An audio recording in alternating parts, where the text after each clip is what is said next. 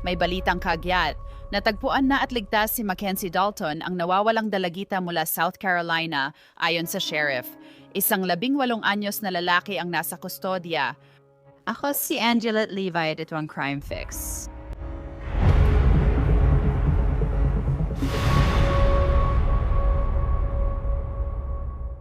Simula Nobyembre, hindi pa nakakauwi si Mackenzie Dalton. Sabi ng sheriff, tumakas siya sa kanilang bahay dala ang kotse at maleta. 16 lang si Mackenzie at ayon sa tanggapan ng sheriff, matagal na nilang hinahanap siya mula noon. Pero may nagbago nitong mga nakaraang araw. Noong Enero 2, nag-post ang sheriff sa Facebook na humihingi ng tulong para mahanap si Mackenzie, nag-post ng litrato niya at tinawag siyang isang endangered runaway. At sinabi ng sheriff na naniniwala siyang si Mackenzie ay naglalakbay kasama ang isang lalaking kilala niya at na-recover na nila ang kanyang maleta at ang sasakyan na kinuha niya mula sa kanilang bahay nang umalis siya. Kaninang araw, inanunsyo ng sheriff na ligtas nang natagpuan si Mackenzie Dalton at inaresto ang isang 18 anyos na lalaki na Mackenzie rin ang pangalan. Si Mackenzie Kid English ay kinasuhan ng obstruction of justice. Inaakusahan siyang nagsinungaling sa investigador tungkol sa pagsama kay Mackenzie Dalton at kung nasaan ito. Ayon sa sheriff, wala siyang dahilan para maniwala na si Mackenzie ay pinipilit o kasama ang ayaw niyang makasama. Kaya gusto kong papasukin si Matt Mangino, dating taga-usig at kasalukuyang depensa na abogado. Matt. Talagang interesante ang kasong ito at sa tingin ko mas marami pang tanong ngayon kaysa sagot. Ang una kong tanong ay kung umalis si Mackenzie noong Nobyembre mula sa kanilang bahay, siya ay 16 na taong gulang. Bakit naghihintay ang sheriff hanggang Enero 2, 2026 bago humingi ng tulong mula sa publiko kung itinuturing nilang endangered runaway si Mackenzie? Yan ay isang interesting na tanong, Angelette Levy. At malinaw na alam natin, base sa mga impormasyong narinig natin, na kusang loob siyang umalis sa kanilang bahay. Tumakas siya, dala ang bag at kinuha ang kotse. Ipinapalagay ko na may hinala kung saan siya maaring naroroon at kung sino ang kasama niya dahil kilala niya ang taong ito. At sinabi ng sheriff na hindi siya kasama ng taong hindi niya kilala, kinatatakutan o ayaw niyang makasama. Kaya itong panahon na ito mula sa katapusan ng Nobyembre hanggang sa simula ng Enero at bakit kamakailan bigla itong naging isang bagay na kailangang madaliin at talagang nakaka-interest. Dahil sa totoo lang, ang pagkakaroon ng isang masinsinang relasyon sa pagitan ng isang 18 anyos at isang 16 anyos ay hindi isang krimen. And yung pagtakas mula sa bahay, sa totoo lang, ito ay isang status na krimen dahil sa kanyang edad, pero hindi rin talaga ito sakop ng Crimes Code. Yan ang nakakaintrigang bahagi nito at kung ano ang nagpapasimula ng endangered runaway na bahagi nito sa isip ko, posibleng dito pumupunta ang isip ko. Ang tanong ay baka makita nila ang kotse sa maleta. Posible ba yon? And iniisip nila sa kanilang sarili, naku po, hindi natin alam kung nasaan ang babaeng ito pero alam natin kung nasaan ang kotse at ang maleta. Maring ganun nga at maganda ang observation mo dahil binabago nito ang situation dahil sa simula. Alam natin.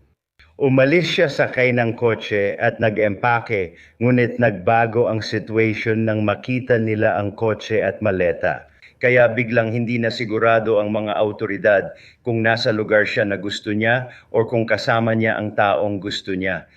Maaring lalo nitong pinaigting ang pag-aalala nila at ng pamilya dahil sa pagbabagong iyon ng mga pangyayari. Nakakaintriga pa rin gayunpaman na maghintay ng ganon katagal bago humingi ng tulong mula sa publiko. Kung naniniwala kang may nawawalang kabataan na nasa panganib, 16 na taong gulang pa rin siyang dalagita at hindi pa rin siya natatagpuan. Kaya ba sa tingin mo ay kakaiba iyon maliban na lang kung may kasaysayan siya ng pagtakas?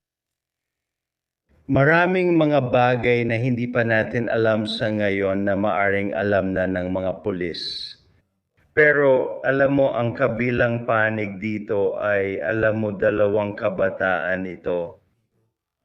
Malinaw ang batas sa South Carolina, tinatawag nila itong Romeo at Juliet Law. Na alam mo ang 16 anyos at 18 anyos ay pwedeng magtalik ng consensual.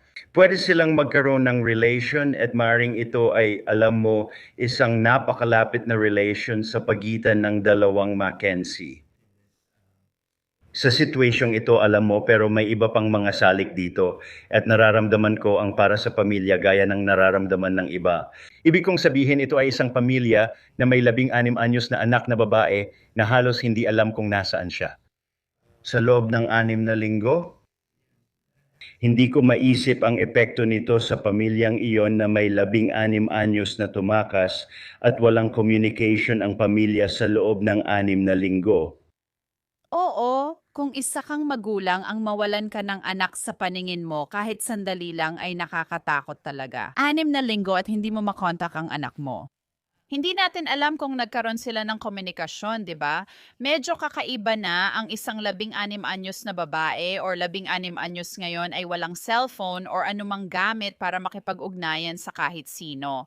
Pero alam mo, kaya medyo kakaiba para sa akin na baka wala siyang cellphone, tablet or anumang ganong bagay na maaari niyang gamitin para makipag-ugnayan sa kahit sino. At ang isa pang napansin kong kakaiba, Matt, ay ang katotohanan na si Mackenzie, yung dalagitang babae, si Mackenzie, wala siyang social media presence.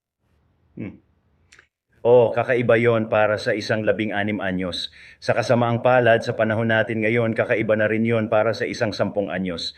Sa totoo lang, parang lahat ng tao ngayon ay may presence na sa social media kung ano man ang platform na gusto mong salihan.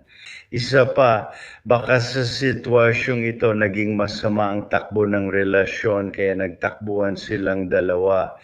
Siguro ito na ang pinakamahalagang nangyari sa buhay natin. Ngayong nasa probinsya ka, paano mo sinusuportahan ang sarili mo? Anong ginagawa mo? Alam mo ba kung ano ang nangyayari sa buhay mo? At alam mo, baka lumamig ang relasyon. Baka nagkaroon ng konting ugnayan sa pamilya.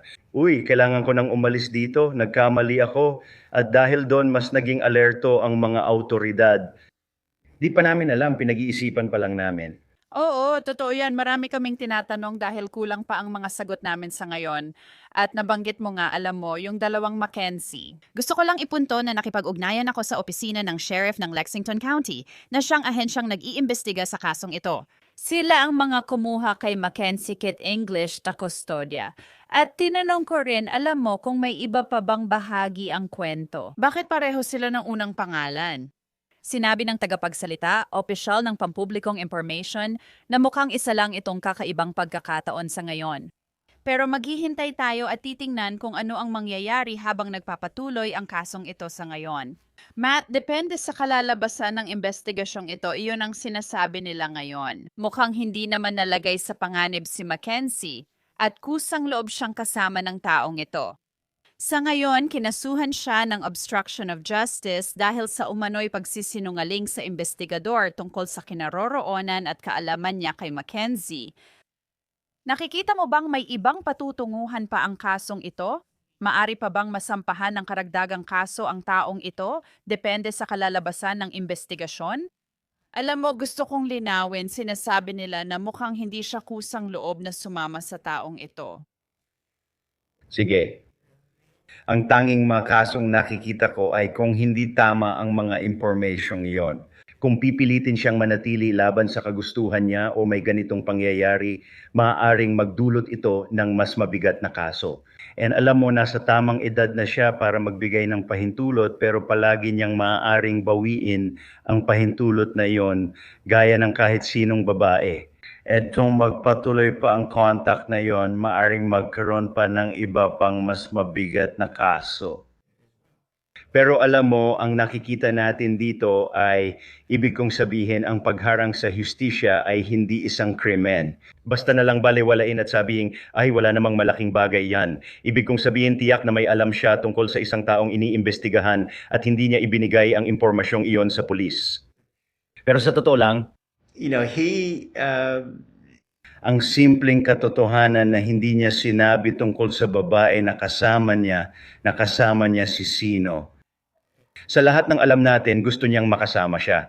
At hindi naman krimen para sa kanya na makasama siya o magkaroon ng anumang relasyon sa kanya.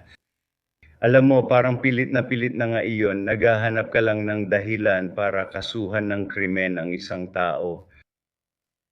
Alam mo, Matt, marami na tayong na-cover na kaso na hindi nagtapos ng ganito.